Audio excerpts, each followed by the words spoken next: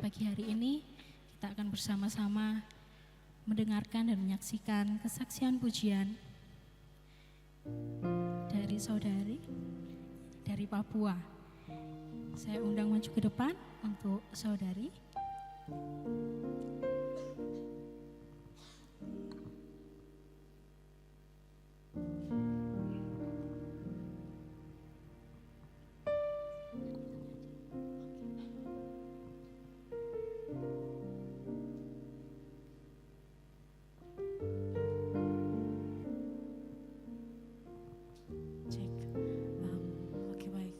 Shalom, selamat pagi.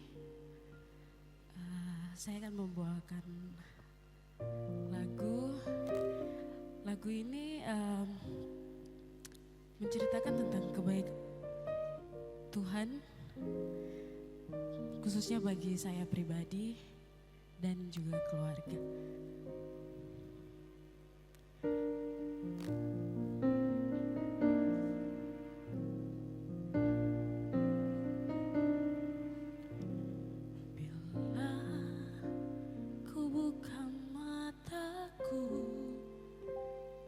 Lihat wajahmu,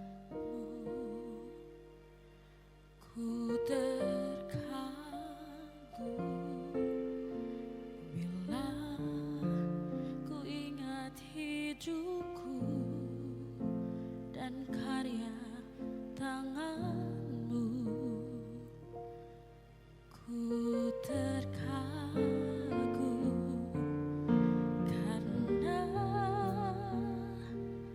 semua yang baik dalam hidupku,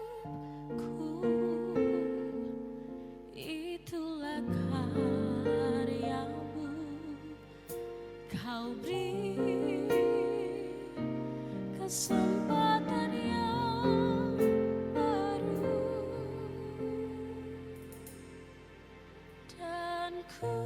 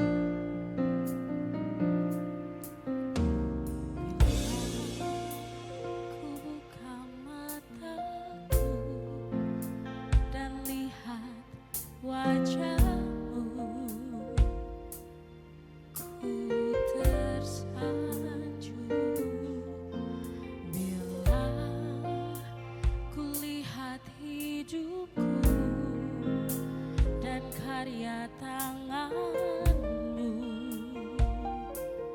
ku terkagum karena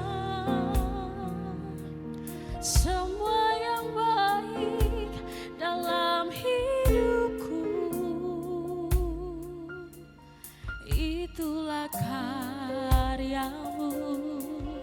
Kau beri kesempatan yang baru, dan ku ingin mengenalmu Tuhan lebih dalam dari semua yang ku kenal. Tiada kasih yang melebihimu, ku ada untuk menjadi penyembahmu, dan ku ingin mengenalmu Tuhan lebih dalam dari semua yang ku kenal. Tiada kasih yang melebihimu, ku ada untuk menjadi penyembahmu, ku ada untuk jadi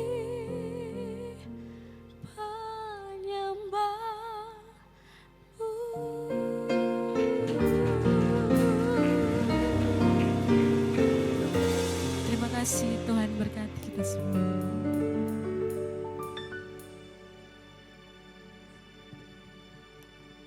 Puji nama Tuhan, pujian yang sungguh memberkati dari saudari Eca. Ya.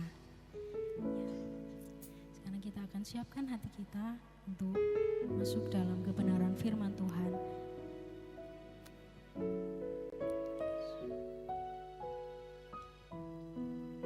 Bila kita mau rindu senantiasa untuk datang kepada Tuhan, terlebih mendengarkan firman-Nya.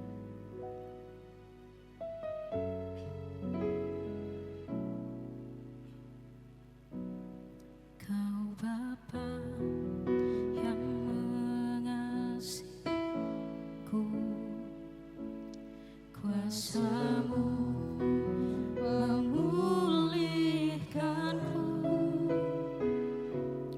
hati yang baru Kau berikan untukku dapat melihat rencana-Mu indah bagiku. Kau ada di setiap jalanku, hatiku haus dan lapar akan Engkau. Kaulah segalanya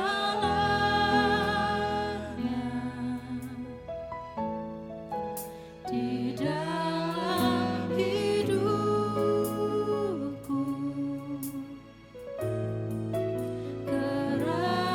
Kerajaan-Mu, kebenaran-Mu, itu bagianku.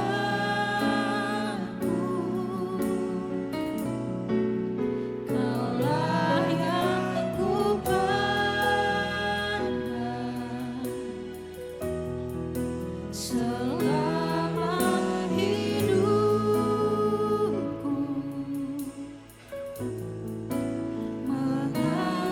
mengasihi-Mu, memuliakan-Mu, Bapa dan Rajaku. Sekali lagi katakan, Kau Bapa yang mengasihi kami Tuhan, Bapa yang mengasihiku, kuasa-Mu memulihkanku, hati yang baru Kau berikan untukku dapat melihat rencana-Mu sungguh indah Tuhan. Indah bagiku, Kau ada di setiap jalanku, hatiku haus dan lapar akan Engkau. Saya undang Bapak Ibu jemaat untuk bangkit berdiri. Kita katakan, Kaulah segalanya. Yesus, Kau segalanya Tuhan. Di dalam hidupku,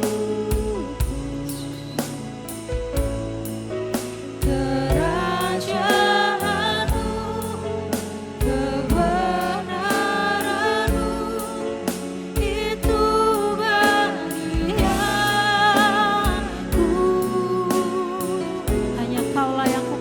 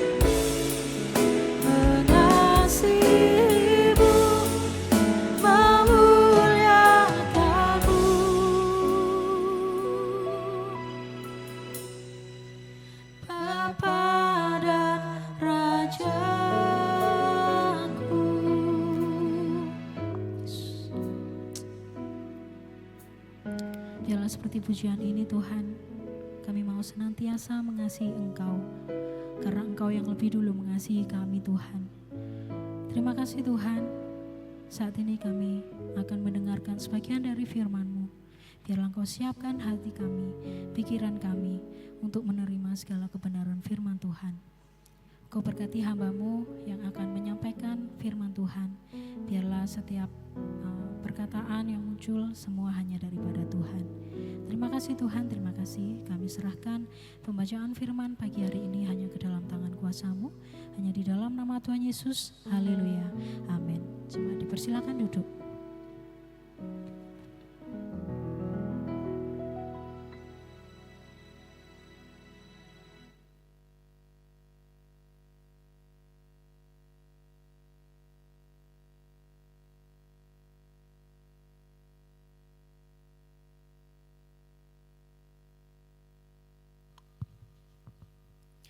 Salam Bapak Ibu Saudara kasih. Saya percaya hanya karena kemurahan Tuhan kalau kita boleh ada di tempat ini, kita bisa menikmati hadirat Tuhan pagi hari ini. Sepanjang pujian saya boleh merasakan ada lawatan Tuhan di dalam setiap kehidupan kita. Terima kasih Mbak Debbie yang sudah membawa kita masuk di dalam hadirat Tuhan. Saudaraku yang kekasih, tak terasa kita sudah memasuki minggu kedua di bulan Agustus. Mengingat bulan Agustus berarti kita mengingat akan kemerdekaan bangsa kita. Minggu lalu Philadelphia Sending Kids sudah merayakan HUTRI di tempat ini dan sorenya dilanjutkan dengan Youth dan Fiction. Untuk itu judul firman Tuhan pagi hari ini saya juga ikutkan dengan kemerdekaan. Makanya judul firman Tuhan saya beri judul dimerdekakan untuk menjadi berkat. Saya rindu kita membaca bersama-sama firman Tuhan dalam Galatia pasal yang kelima ayat yang ke-13. Saya rindu kita membaca bersama-sama ya Bapak Ibu, karena hanya satu ayat. Bapak Ibu yang belum membuka itu bisa membaca di depan ya, monggo. Sudah ketemu? Amin. Ya. Galatia 5 ayat 13. Saudara-saudara, memang kamu telah dipanggil untuk merdeka, tetapi janganlah kamu mempergunakan kemerdekaan itu sebagai kesempatan untuk kehidupan dalam dosa, melainkan layanilah seorang akan yang lain. Amin, saudaraku yang kekasih. Melainkan kita telah dimerdekakan, dan kita yang di ujung ayat ini mengatakan layanilah seorang akan yang lain oleh kasih. Saudaraku yang kekasih, kita patut bersyukur kita bisa hidup di negara yang merdeka. Kita patut mensyukurinya, kita patut menghidupinya. Tapi saudaraku yang kekasih, sebagai kita orang percaya, ada kemerdekaan yang lebih daripada itu, yang lebih besar untuk kita, yaitu kemerdekaan di dalam Kristus. Ada kemerdekaan yang lebih besar, yaitu kemerdekaan di dalam Kristus. Saudara, seseorang mungkin bisa hidup di dalam negara yang merdeka, tapi hatinya masih dipenuhi dengan kepahitan. Berarti orang tersebut belum bebas seutuhnya. Bebas secara jasmani itu tidak menjamin seseorang itu bebas secara rohani. Jadi ketika seseorang hidup di negara yang merdeka, tapi kalau hatinya masih dipenuhi dengan pahitan, orang itu masih belum bebas sepenuhnya. Dan kebebasan yang sesungguhnya yaitu hanya ada di dalam Kristus Yesus. Kebebasan yang sesungguhnya itu hanya ada di dalam Kristus Yesus. Dan Kristus membebaskan saya dan saudara, memerdekakan saya dan saudara, bukan untuk diri kita sendiri, tetapi Tuhan punya maksud bahwa kita dimerdekakan juga untuk menjadi berkat bagi orang lain. Untuk itu pagi hari ini kita akan sharing, kita akan merenungkan, ada 3 hal yang akan kita renungkan pagi hari ini. Bagian yang pertama dikatakan, kita dimerdekakan dari dosa. Saya akan bacakan ayatnya di dalam Yohanes pasal 8, ayat 34 sampai dengan yang ke-36. Yesus berkata bahwa setiap orang yang berbuat dosa adalah hamba dosa. Jadi apabila anak itu memerdekakan kamu, kamu pun benar-benar merdeka. Saudaraku yang kekasih, di sini jelas ini menjadi dasar iman kita bahwa Kristus yang memerdekakan kita. Kristus yang adalah anak itulah yang bisa memerdekakan saya dan saudara. Kalau anak itu mengatakan kamu adalah orang merdeka, maka kamu benar-benar merdeka. Kemerdekaan apa sih yang diberikan Tuhan di dalam kehidupan saya dan saudara? Poin yang pertama, kemerdekaan yang Tuhan berikan dalam kehidupan kita itu kemerdekaan dari kuasa dosa. Saudara, jangan pernah meremehkan sekalipun dosa itu kecil. Tapi kuasa dosa itu bisa mengikat saya dan saudara. Saya bersaksi sedikit Bapak Ibu Saudara ya. Saya beberapa hari lalu anak saya kecelakaan, Dela itu ya. Tapi kalau dilihat dari kronologinya itu sebenarnya kayak sesuatu yang parah yang sudah tidak ada harapan itu. Tapi karena kemurahan Tuhan, karena Yesus baik, karena Tuhan yang melindungi, sehingga dia itu sampai saat ini baik-baik saja. Janin yang dalam kandungannya juga baik-baik saja. Semua itu karena kemurahan Tuhan, karena kebaikan Tuhan. Tapi saudaraku yang kekasih, yang ingin saya sampaikan, lawan daripada kecelakaan itu, orangnya maksud saya, orangnya itu sama-sama kita seperti kita orang percaya.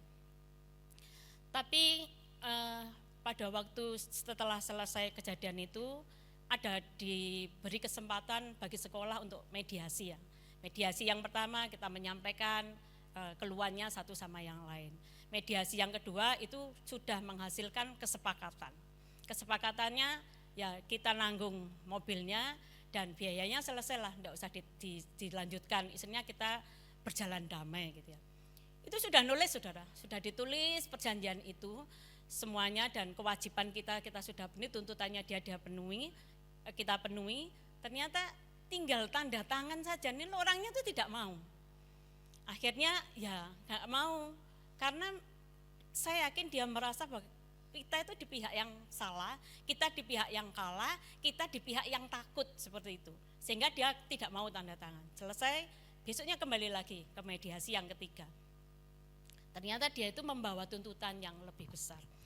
Saudaraku, dari cerita yang saya sampaikan ini, saya ingin menyampaikan kepada saudara, ini loh kuasa dosa yang mengikat ini loh. Dari yang pertama, dia itu yang ingin mengintimidasi, dia yang tidak ada kepedulian sama sekali.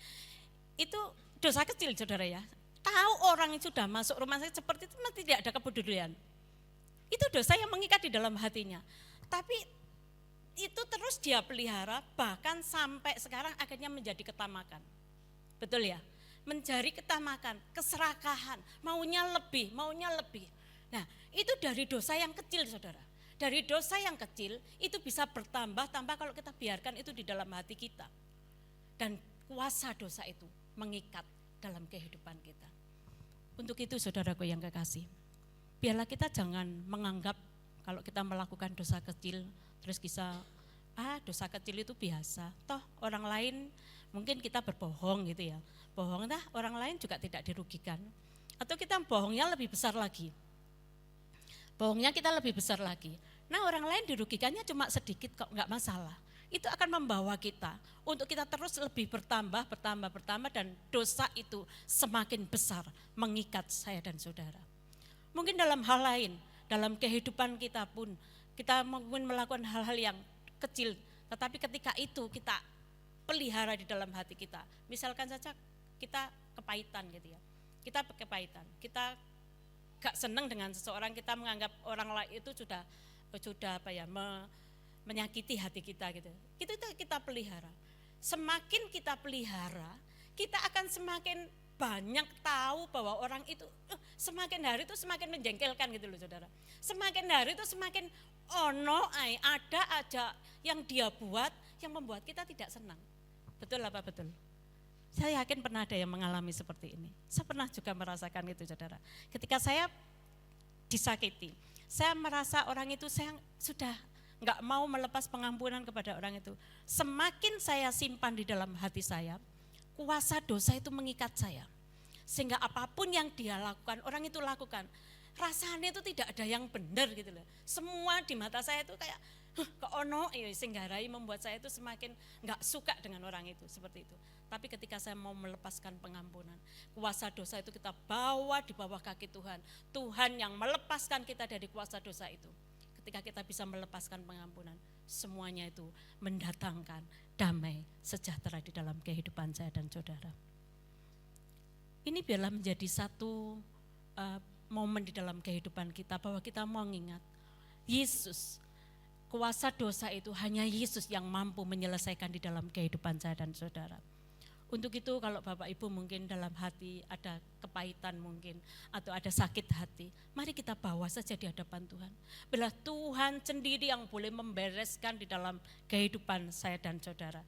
Seperti tadi dikatakan, jikalau anak itu memerdekakan kamu, kamu pun benar-benar merdeka. Anak itu adalah Yesus Kristus yang dia sudah tanggung di kayu salib untuk melepaskan kita dari kuasa dosa. Yang kedua Bapak Ibu Saudara kasih, apa yang Tuhan lepaskan di dalam kehidupan kita? Dari hukuman dosa. Dia yang tidak berdosa dijadikan berdosa untuk menanggung dosa saya dan saudara. Di dalam Yeremia 5:3-5 di situ dikatakan, dia tertikam oleh karena pemberontakan kita, dia diremukkan oleh karena kejahatan kita. Sesungguhnya dosa kita itu yang ditanggung oleh Tuhan. Dosa kita itu yang ditanggung oleh dia. Dia rela turun ke dunia, mati di kayu salib untuk menanggung hukuman dosa saya dan saudara. Kita ini orang-orang yang berbahagia Tuhan, saudara. Berbahagia karena kita percaya kepada Kristus dan Kristus membereskan hukuman dosa itu bagi saya dan saudara. Bayangkan saudara, seandainya saudara punya teman gitu ya.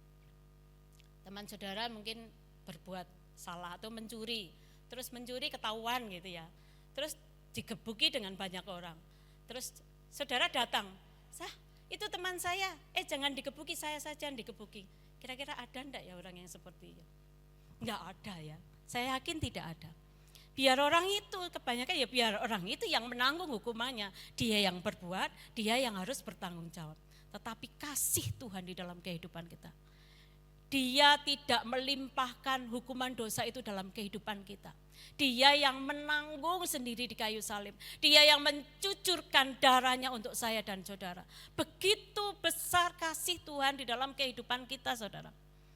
Sehingga dia rela menanggung beban dosa itu di dalam hidupnya. Dia rela diremukkan, dia rela disiksa, dia rela mengalirkan darahnya untuk menanggung dosa saya dan saudara. Itulah Tuhan kita, Tuhan yang kita sembah, Tuhan yang kita agungkan. Sungguh kasih-Nya luar biasa di dalam kehidupan kita semua orang-orang yang percaya kepada Tuhan. Yang ketiga saudara, apa sih yang dilepaskan oleh Tuhan, yang dibebaskan oleh Tuhan? Yaitu dari kehidupan kita yang lama. 2 Korintus 5 ayat 17 menyatakan, yang lama sudah berlalu, sesungguhnya yang baru sudah datang. Kemerdekaan dalam Kristus berarti kita itu memberi kesempatan untuk menjalani kehidupan baru. Kemerdekaan yang Tuhan berikan, yang Tuhan sudah berikan untuk kita meninggalkan manusia lama, karena Tuhan ingin memberikan kesempatan yang baru, hidup yang baru di dalam kehidupan kita, yaitu bersama dengan Tuhan.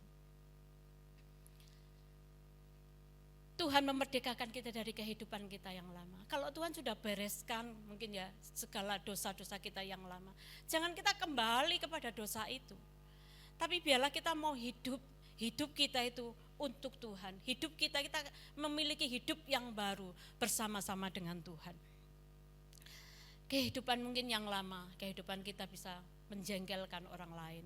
Mungkin kehidupan kita dalam perkataan yang setiap kita berkata orang bisa disakiti seperti itu. Mari kita lupakan itu, mari kita tinggalkan itu. Beberapa waktu lalu Bapak Gembala menyampaikan bahwa kita itu harus metamorfosa, mengalami perubahan yang lebih baik di dalam Tuhan. Dicontohkan dari ulat menjadi kupu-kupu, dari yang menjijikkan menjadi yang indah, yang bisa dilihat, yang bisa dinikmati, dan semua orang boleh melihat kita bahwa ada Tuhan di dalam kehidupan saya dan saudara. Tuhan sudah membebaskan kita dari kehidupan kita yang lama, dari kehidupan kita yang lama, yang dosa, yang tidak menyenangkan mungkin.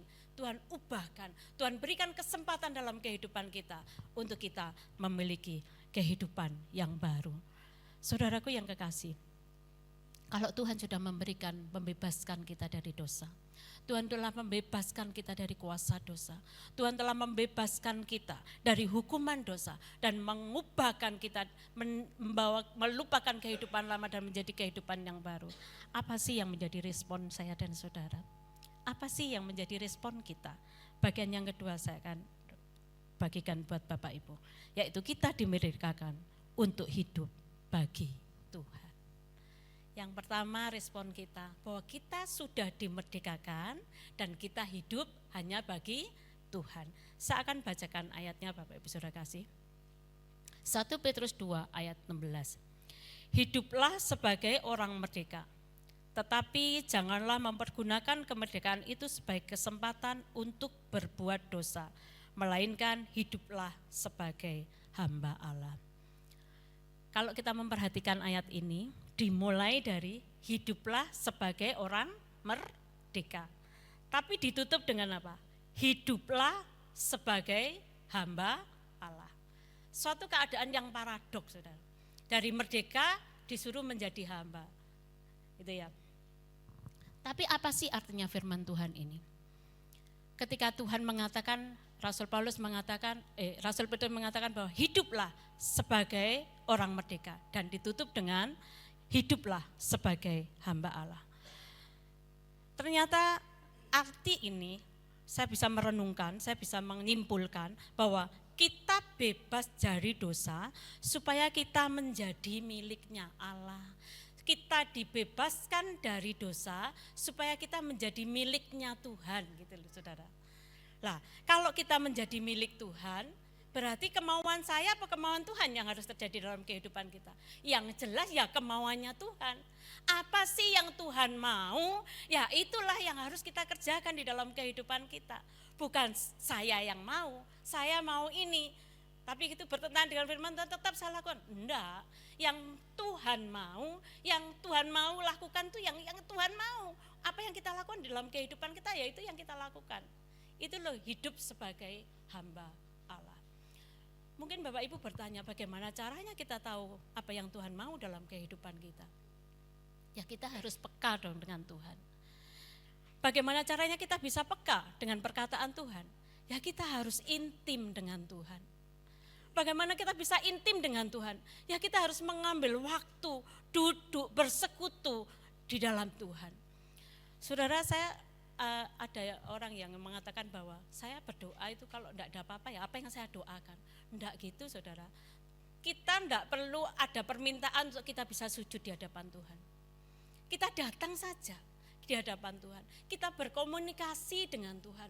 Kita menyembah, kita memberikan pujian, kita mengucap syukur kepada Tuhan. Kita melakukan keintiman bersama Tuhan. Jangan tunggu Bapak Ibu datang ke hadapan Tuhan, berdoa kepada Tuhan kalau ada yang kita doakan. Enggak juga, enggak seperti itu. Membangun keintiman bersama dengan Tuhan. Yaitu kita terus setiap hari bersekutu, bergumul, bersama-sama dengan Tuhan, berdoa, kita memuji, kita mengucap syukur di hadapan Tuhan dan di dalam hadirat-Nya. Tuhan akan membawa kita untuk kita mengerti apa yang Tuhan mau, yang ingin kita kerjakan di dalam kehidupan saya dan saudara. Saya kesaksian sedikit saudara ya. Dalam pekerjaan saya itu sebenarnya pekerjaannya saya rasa berat juga berat gitu ya. Setiap hari sebelum saya memulai aktivitas saya selalu berdoa, Tuhan, kami tahu pemikiran kami ini terbatas, banyak hal di depan sana yang saya tidak tahu, tapi untuk itu aku mohon Tuhan menolong saya, Roh Kudus menuntun saya. Setiap kali saya mengalami kesalahan gitu ya, namanya manusia ada salah melakukan pencatatan mungkin dalam memberi harga, dalam hal apapun gitu. Tuhan tuh selalu membuat saya gini, kayak dalam hati saya ini ada yang salah, membuat saya tidak sejahtera gitu. Ini ada sesuatu yang salah ini pasti. Terus ada dorongan, oh saya harus mengecek, ternyata benar. Ketika saya sudah mengecek, oh ternyata ini loh ada kesalahan. Dan ketika itu sudah ditemukan, hati saya itu plong. Saya yakin itu bukan karena saya yang hebat, bukan. Tapi karena Tuhan yang memberikan kepekaan di dalam kehidupan saya, untuk saya bisa mendengar suaranya, Tuhan menuntun saya, menolong saya, dan saya bisa peka terhadap itu. Saya yakin itu juga akan terjadi kepada Bapak Ibu Saudara sekalian. Dalam kehidupan ini kita tidak tahu apa sih yang akan kita hadapi ke depan, apa sih yang akan kita lalui di depan. Tapi balilah kita mau menyerahkan semuanya itu di hadapan Tuhan dan kita mau latih kepekaan iman kita itu di dalam Tuhan. Dimulai dari apa Bapak Ibu? Dimulai dengan intim bersama dengan Tuhan. Kalau Bapak Ibu intim memberikan waktu kepada Tuhan, saya yakin Tuhan kita itu Tuhan yang sama. Tuhan kita itu Tuhan yang luar biasa. Tuhan yang setia. Tuhan yang tak pernah meninggalkan kehidupan kita. Dia juga sama akan menyertai Bapak Ibu. Mungkin selama ini mungkin ada yang mengalami, kok saya itu kok selalu gagal dan selalu gagal. Datang aja pada Tuhan. Minggu lalu Bapak Pendeta menyampaikan, Bapak terus yang gagal, Tuhan bisa ubahkan loh menjadi sesuatu yang luar biasa. Kuncinya cuma satu, datang kepada Tuhan, bawa hidupmu kepada Tuhan, bangun keintiman di dalam Tuhan, dan kamu akan menerima kepekaan dalam tuntunan Roh Kudus di dalam kehidupan saya dan saudara. Amin, Bapak Ibu Saudara kasih. Yang kedua artinya apa? Hidup sebagai hamba Allah, yaitu hidup yang berpusat kepada Kristus. Sekali lagi bukan apa yang saya mau, tetapi apa yang Tuhan mau. Dan biarlah kehidupan kita mau terus ingin menyenangkan hati Tuhan. Saudara, di dalam Roma 6 ayat 22 dikatakan, tetapi sekarang setelah kamu dimerdekakan dari dosa dan setelah kamu menjadi hamba Allah, ini jelas urutannya. Setelah kamu dimerdekakan, setelah itu kamu menjadi hamba Allah. Ini berarti bahwa kemerdekaan itu bukan akhir dari rencana Tuhan, tapi kemerdekaan yang Tuhan berikan dalam kehidupan saya dan saudara itu adalah awal supaya kita bisa menjadi milik Tuhan, melayani Tuhan, gitu saudara. Jadi bukan akhir, tapi kita dimerdekakan supaya kita itu menjadi milik Tuhan. Kita itu bisa melayani Tuhan, menjadi hamba Tuhan, hidup kita berfokus kepada Tuhan. Apa sih yang bisa kita berikan kepada Tuhan? Mari kita berikan kepada Tuhan. Ada orang yang tidak ada waktu untuk mungkin datang beribadah, dikatakan waktunya buat ini dan itu. Ada orang yang punya banyak waktu dalam segala hal, tetapi tidak punya waktu untuk Tuhan. Tapi marilah kita yang ada di tempat ini, kita mau mempergunakan waktu yang Tuhan berikan ini, kita juga kembalikan untuk Tuhan. Kita kembalikan untuk kemuliaan nama Tuhan. Kita mau mengambil waktu tadi seperti saat teduh intim bersama Tuhan. Kita mau mengambil waktu membaca firman Tuhan. Kita mau mengambil waktu di dalam kita datang beribadah kepada Tuhan. Dan kita mau mengambil waktu kita yang kita gunakan. Bila itu untuk kemuliaan kebesaran bagi nama Tuhan. Yang kedua, gunakan kemampuanmu untuk Tuhan. Saya sebenarnya sangat terberkati dengan Youth Fest di akhir bulan Juli. Dengan pelayanan youth dan fiction itu sangat memberkati bagi saya. Saya bisa melihat pemuda-pemudi yang sudah mau memberikan dirinya untuk melayani Tuhan. Bila itu menjadi awal untuk mereka bisa lebih lagi di dalam melayani Tuhan. Apapun yang Tuhan berikan dalam kehidupan kita, setiap orang itu punya talenta, Bapak Ibu Saudara. Punya talenta. Kalau talentamu berdoa ya, doakan buat hamba-hamba Tuhan di tempat ini.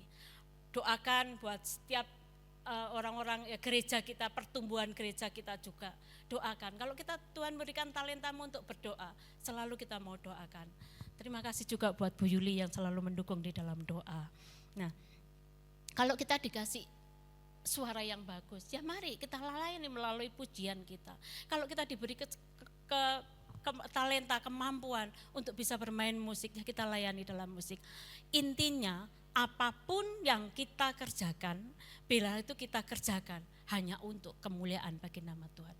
Fokusnya itu hanya kepada Tuhan, bukan untuk kebanggaan diri kita, bukan untuk saya, bukan untuk akunya, tetapi untuk Tuhan. Apapun yang kamu perbuatlah itu seperti untuk Tuhan, bukan untuk manusia. Motivasinya juga harus benar bahwa di dalam pelayanan kita hanya fokusnya hanya kepada Tuhan. Itulah yang Tuhan mau. Respon yang pertama, bahwa kita dimerdekakan, yaitu untuk hidup kita ini untuk Tuhan. Hidup kita ini kita berikan kepada Tuhan. Yang terakhir, saudaraku yang kekasih, bagian yang ketiga. Kita dimerdekakan untuk menjadi berkat. Galatia yang tadi kita sudah baca, saya ambil cuplikannya saja. Kamu telah dipanggil untuk merdeka, melainkan layanilah seorang akan yang lain dalam kasih. Setelah kita dimerdekakan oleh Tuhan, hidup kita untuk Tuhan, yang ini puncaknya bahwa kehidupan kita itu boleh menjadi berkat bagi orang lain. Jadi tidak, Tuhan memerdekakan kita bukan untuk diri kita sendiri, tapi kita bisa menjadi berkat bagi orang lain. Kejadian 12 ayat 2 saya bacakan. Aku akan membuat engkau menjadi bangsa yang besar dan memberkati engkau serta membuat namamu masyhur dan engkau akan menjadi berkat. Firman Tuhan ini diberikan kepada Abraham. Abraham diberkati Tuhan, setelah itu di bagian terakhir engkau akan menjadi berkat. Dimulai dari diberkati, setelah itu menjadi berkat. Saya percaya Bapak Ibu semua yang ada di tempat ini semua diberkati oleh Tuhan, amin. Diberkati oleh Tuhan, amin. Haleluya. Nah, Tuhan mau seperti yang diberikan, firman Tuhan diberikan kepada Abraham, itu pun terjadi dalam kehidupan saya dan saudara. Menjadi prinsip hidup kita juga gitu loh saudara, bahwa kita diberkati juga untuk menjadi berkat. Amin saudara ya. Menjadi berkat dalam apa gitu ya. Mungkin bisa menjadi berkat di dalam perkataan kita. Ketika orang ngomong dengan kita, mungkin berkeluh kesah dengan kita bisa mengatakan perkataan yang menguatkan, perkataan yang membangkitkan. Mungkin kalau dalam hal kesusahan gitu ya, Tuhan pasti punya rencana dalam hidupmu, tetaplah percaya kepada Tuhan. Seperti itu. Kita itu bisa, enggak harus dengan sesuatu yang bagaimana, dengan perkataan kita, perkataan yang menyejukkan, perkataan yang membangun, perkataan yang menguatkan, itu kita sudah menjadi berkat Bapak Ibu Saudara. Dengan perkataan kita bisa menguatkan mereka, itu pun kita sudah menjadi berkat. Apalagi dengan kehadiran kita pun juga bisa menjadi berkat bagi orang itu. Orang itu merasa tidak sendiri, tapi bersama-sama ada yang bersama-sama ikut merasakan dalam kesedihannya, dalam kesusahannya, dalam pergumulannya. Makanya saya sangat senang kalau saya itu diajak kunjungan gitu ya Bapak Ibu. Dari situ kita bisa mengerti, mengenal lebih dekat dengan saudara-saudara tuh. Saya paling senang, makanya Bu Esther selalu mengajak saya untuk kunjungan gitu ya. kemana-mana diajak kunjungan. Saya suka saudara, dan kita bisa mengenal lebih dekat lagi, kita bisa mengerti apa yang menjadi keluhannya, dan kita bisa mendengarkan orang lain. Dari situ pun saya percaya kehidupan kita bisa menjadi berkat bagi orang lain. Menjadi berkat juga itu melalui tindakan kita ya. Jadi kita datang kepada orang itu, mungkin kita bisa menguatkan, kita bisa bersama-sama merasakan, kita mendengarkan keluh kesah orang itu pun sudah menjadi berkat saudara. Ada orang yang enggak bisa menyampaikan unek-uneknya, disimpan di dalam hati gitu ya. Tapi ketika kita mungkin datang, terus orang itu bisa sharing kepada kita, itu merupakan bisa menjadikan kelegaan bagi orang itu. Menjadi kelegaan bagi orang itu. Nah, saudaraku yang kekasih, biarlah kehidupan kita yang sudah dimerdekakan oleh Tuhan, kita menjadi orang-orang yang merdeka. Kita meresponi apa yang Tuhan berikan itu di dalam kehidupan. Kemerdekaan yang Tuhan berikan dalam kehidupan kita meresponi. Kita mau memberikan kehidupan kita untuk Tuhan. Dan kita mau menjadikan hidup kita menjadi berkat bagi orang lain. Saya percaya Roh Kudus akan menuntun saya dan saudara. Roh Kudus akan memampukan saya dan saudara ketika kita mengambil keputusan untuk kita memberikan kehidupan kita untuk Tuhan. Dan kita boleh menjadi berkat bagi orang lain. Tuhan yang akan menolong dan menuntun dalam setiap kehidupan kita. Puji Tuhan, biarlah firman Tuhan yang singkat pagi hari ini boleh memberkati kita semua. Saya mengundang Bapak Ibu Saudara bangkit berdiri.